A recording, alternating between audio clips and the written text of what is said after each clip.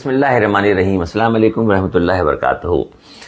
کتابوں کے اوراق الٹنے سے کبھی بہت نصیحت والی باتیں مل جاتی ہیں۔ ایک واقعہ ملا مدینہ شریف کا۔ ایک آدمی مدینہ شریف میں رہتا تھا جس کا کھجوروں کا بہت بڑا کام تھا، بڑے بڑے ویئر ہاؤس اس کے تھے اور بھرے ہوئے تھے کھجوروں سے، بڑے پیمانے پہ کام کرتا تھا۔ اچانک طبیعت بگڑنا شروع ہوئی اور اس کو یہ احساس ہونے لگا کہ شاید وہ زیادہ دن دنیا میں نہیں رہے گا۔ اس نے ایک وصیت کی، بڑی دلچسپ وصیت۔ اس نے وصیت میں یہ لکھوایا کہ جب اس کا انتقال ہو جائے، جب وہ دنیا سے رخصت ہو جائے، تو رسول اللہ صلی اللہ علیہ وسلم کی خدمت میں یہ پیغام بھیجا جائے کہ وہ تشریف لائیں اور اپنی نظروں کے سامنے اپنی موجودگی میں اس ویئر ہاؤس میں جتنی بھی کھجور لگی ہے وہ مدینے کے غریب لوگوں میں بٹوا دیں، جتنی کھجور ہے۔ ظاہر سی بات ہے، بہت اچھی وصیت ہے یہ۔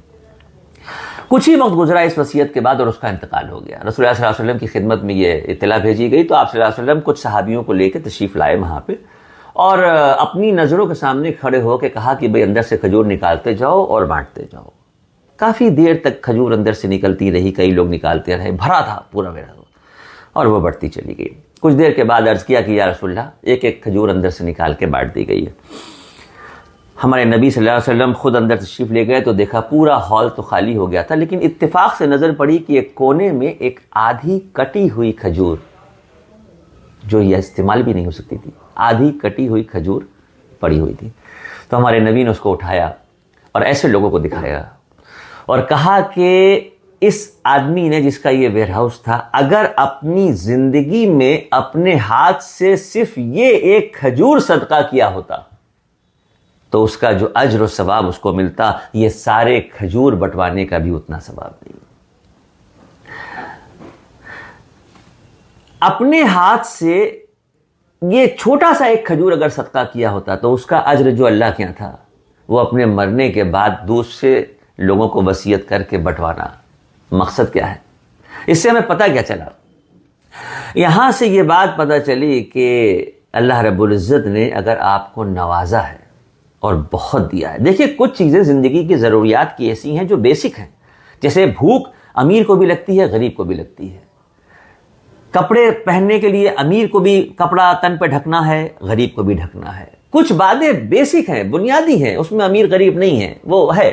لیکن کہیں نہ کہیں اگر آپ کے دل میں یہ خیال آ جائے کہ یہ جتنی بھی میں نے دولت جمع کی ہے، یہ جتنا بھی میرا امپائر کھڑا ہوا ہے، یہ میری محنت سے، میری مشقت سے بنا ہے، تو پھر آپ بھول میں ہیں۔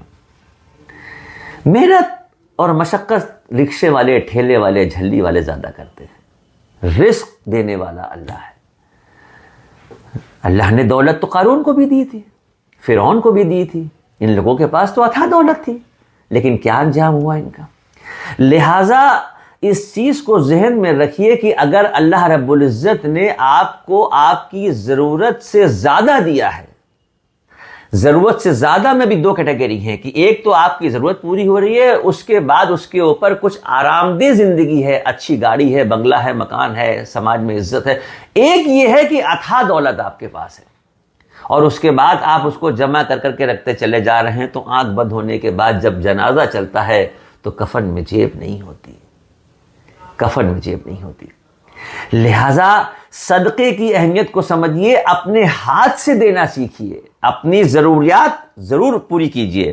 اپنے بچوں، اکثر لوگ یہ جملہ کہہ دیتے ہیں کہ ارے یار، اگر ہم چلے گئے دنیا سے تو ہمارے بچوں کا کیا ہوگا، ابھی بہت چھوٹے ہیں۔ یہ ایمان کا نچلا درجہ ہے، بالکل ایمان کا نچلا درجہ ہے یہ۔ ہم کون ہوتے ہیں اپنی اولادوں کو پالنے والے؟ ہمارے ماں باپ کو کس نے پالا؟ ہمارے دادا پردادا کو کس نے پالا؟ آدم علیہ السلام سے لے کے آج تک اور قیامت تک جو پیدا ہوں گے، یہ کون پال رہا ہے؟ وہ ہے پالنے والا، وہ پالنے والا ہے۔ اس نے ہم کو ایک شارٹ پیریڈ کے لیے اس دنیا میں بھیجا ہے اور ایک رول دے کے بھیجا ہے کہ تم نگیٹو رول کرتے ہو کہ پازیٹیو کرتے ہو، ہیرو بن کے دنیا میں رہتے ہو یا ویلن بن کے رہتے ہو، دوسروں کو تکلیف پہنچا کے دنیا میں وقت گزار رہے ہو یا دوسروں کا درد بانٹ کے دنیا میں وقت گزار رہے ہو۔ اللہ کے ساتھ اگر بندے کا عبادتوں کا نظام بن جائے اور اللہ کے بندوں کے ساتھ بندے کا حسن سلوک کا نظام بن جائے تو پھر دنیا، قبر اور آخرت تینوں منزل آسان ہو جاتی ہے۔ اس واقعے کو میں نے صرف اس لیے آپ کو سنایا کہ اپنی ضروریات سے الگ جو اوپر کی رقم ہے ڈھونڈ کے مستحقین کو دے دیجیے۔ اور اس وقت تو بھاؤ بڑا چل رہا ہے، اس وقت تو رمضان کا مہینہ ہے، کچھ الگ ہی بات ہے۔